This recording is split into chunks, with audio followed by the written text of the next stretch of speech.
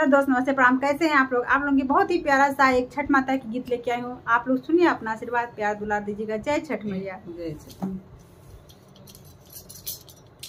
शिव का लगावे फूला बगिया, बिचवा के लवा के गान, बिचवा के लवा के गान, सेवका लगावे फूला बगिया, बिचवा के लवा के गान, बिचवा के लवा के गान।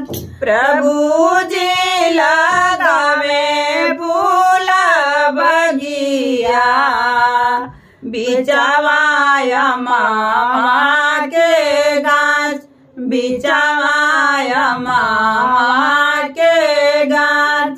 फूल तोड़े चलेली छठिया मैया, होता बोरा बीनू साथ, होता बोरा बीनू साथ। कुहाकी के बोले ले कोयलिया, सुगना पूछे मुसुकाय, सुगना पूछे मुसुकाय। कुहाकी के बोले ले कोयलिया, सुगना पूछे मुसुकाय, सुगना पूछे मुसुकाय।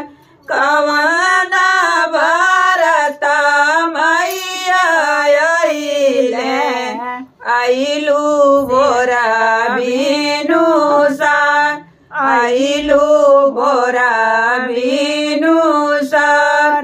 कवन भरत मैया आइले, आइलू बोरा बीनू सार, आइलू बोरा बीनू सार।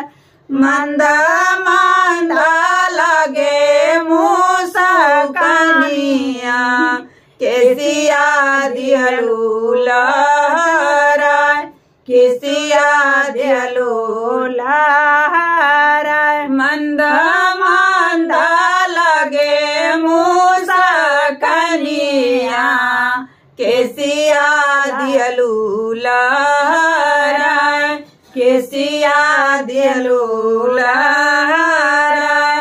कार्तिक मासे छठिया बरतिया, नैहर पूजा न जाय, नैहर पूजा न मान। कार्तिक मासे छठी बरतिया, नैहर में पूजा न मान, नैहर में पूजा न मान।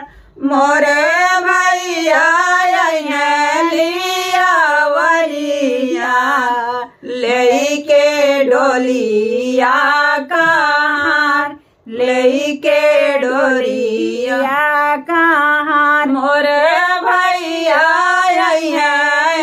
नवैया, लेके डोलिया कहार, लेके डोलिया कहार। बिना नवैया, लेके डोलिया कहार, लेके डोलिया कहार। बाजन बजे भरे घटिया, बरतिन जो हैली बाट, बरतिन जो हैली बाट।